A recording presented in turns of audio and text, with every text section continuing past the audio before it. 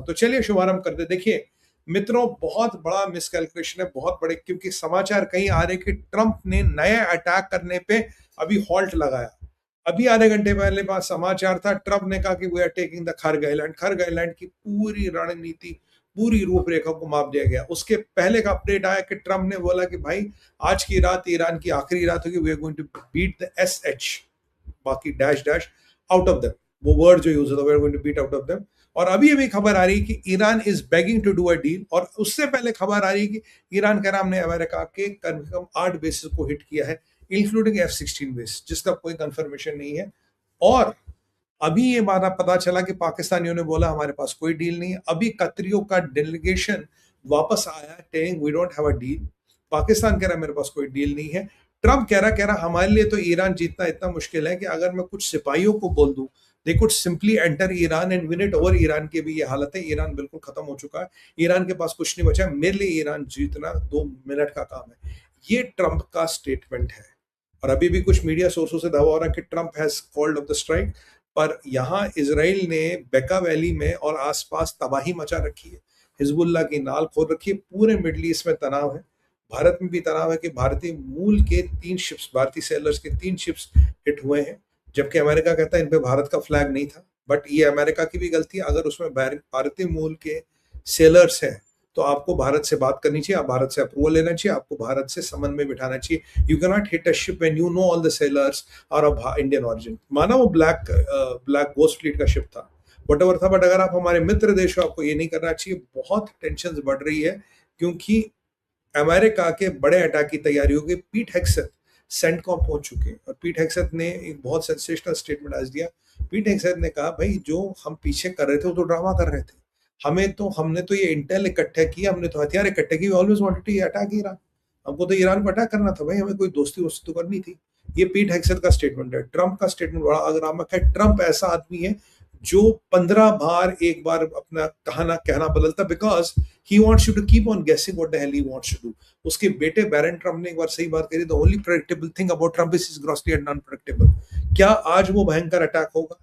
और ट्रंप का एक adviser and one of the former US generals is saying कि अगर ईरान की लड़ाई जीतनी है तो वही करो जो वर्ल्ड वॉर 2 में किया, सबको मारा, किल एवरीबॉडी, मतलब wipe out the whole country, that is the only way to win Iran.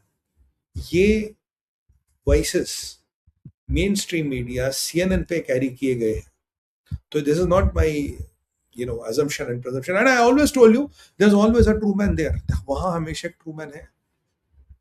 और याद कीजिएगा जिन 4 जनरलों को, 4 स्टार 5 स्टार जनरलों को पहले पीट हेग्सेथ ने रिप्लेस किया था, one of the general which got replace was from the nuclear command and control of the United states of America. America बहुत बड़ा केस स्टडी बनाने वाला है, या आज अमेरिका की बिल्कुल आठ वाट लगने वाली है। मेजर मिसकैलकुलेशन, अब पता नहीं किस करवट ऊन बैठेगा, क्योंकि तैयब अर्दोगन ने ट्रंप को फोन किया और बोला कि भाई साहब देखो हमें मौका दो, हम ईरान को सरेंडर करवा देंगे।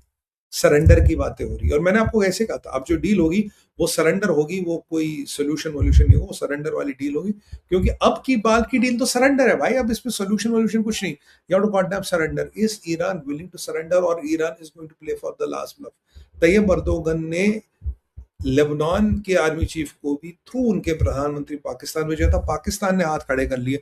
पाकिस्तान कह रहा है जनाब हमारे हाथ में कुछ नहीं है, there is nothing we can do. America is getting more and more aggressive, America is getting more and more volatile, और चीजें बहुत जल्दी बदल रही है सर।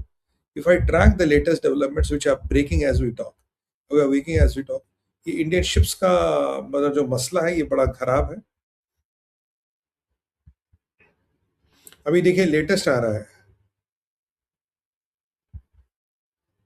हाँ जी, ये देखिए स्ट्राइक्स वाली बात बिल्कुल आ गई है। मेरी टीम आपको अभी ये पोस्ट दिखा भी देगी। टीम जरा ये पोस्ट दिखा दी, मैं ट्रूथ सोशल ट्रैक कर रहा हूँ तो ये आपको पोस्ट दिखाना। I don't know what is happening यार।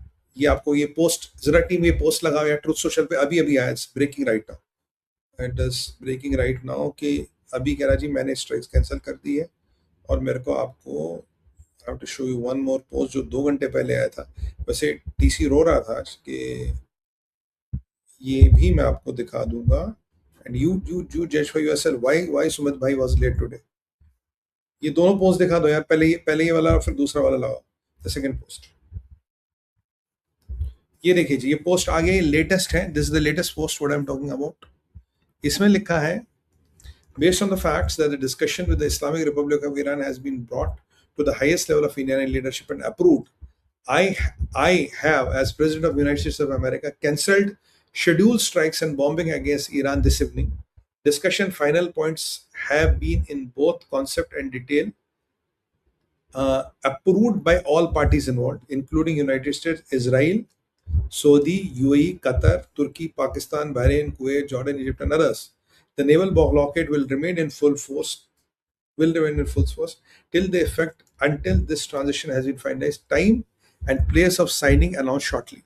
अगर मैं इसको देखूं तो ये जब मेरे को अपडेट मिला था, मैंने कहा यार what the hell is this, I didn't believe the people who told me this. मैंने कहा यार जरा ट्रूथ सोशल पे आने दो, और ये अभी अभी ट्रूथ सोशल पे आया है, और जैसे आया मैंने आपको ये दिखाया कि this is what is happening. So I told you the things are changing at a much faster rate than I can track today.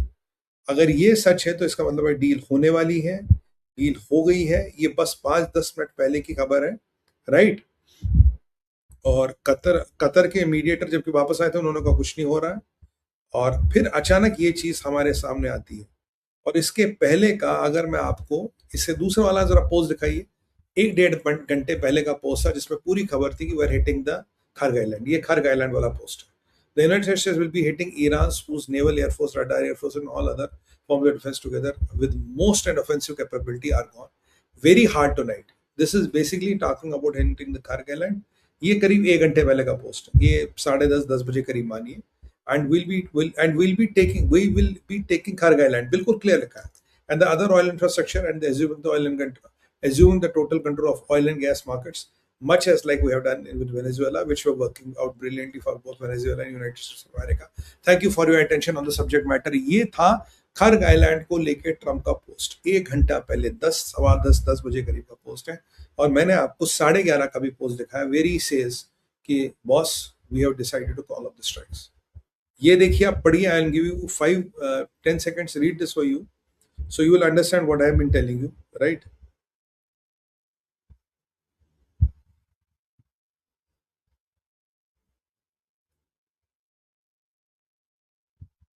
Thank you, thank you. हटा दीजिए टीम, अब पहला वाला पोस्ट लगा दीजिए वापस। भाई आज पोस्टों का ही खेल है, मैं क्या करूं। बेस्ड ऑन द फैक्ट्स, ये अभी अभी आया sir, it's fought out of the oven, brought to the highest level of the Iranis. I have called the President of the United States have cancelled the scheduled strikes on the bombing against Iran this evening. Discussions on the finer points have been both conceptual and in detail agreed, approved by all UAE.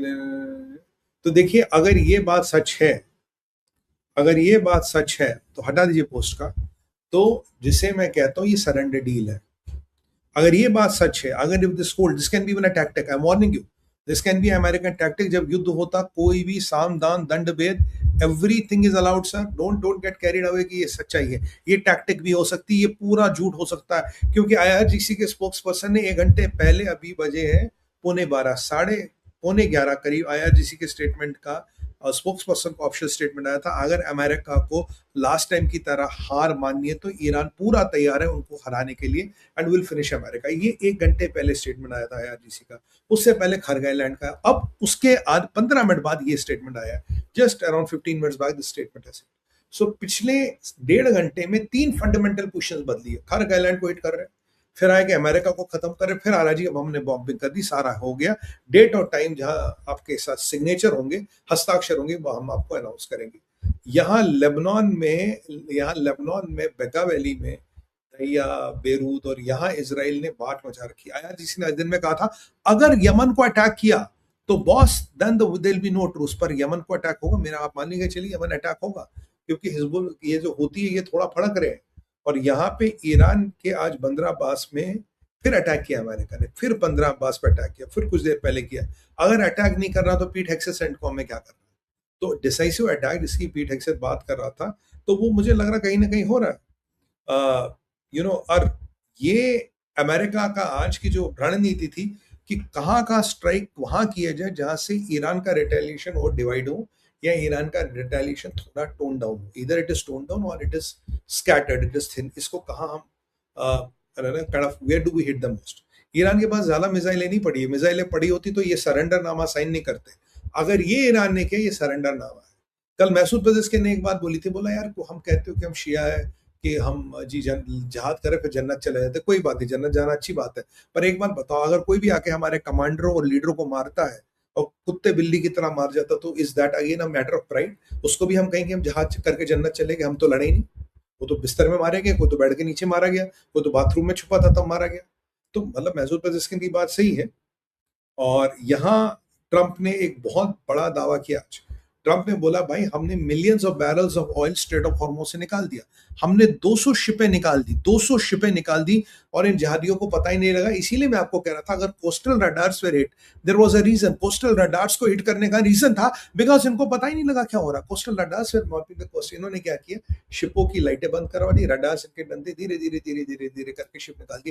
Trump कह रहा अगर $86 प्रति barrel तेल है, I have got millions of barrels of oil stuck instead of almost, मैंने 200 जहाज निकाले।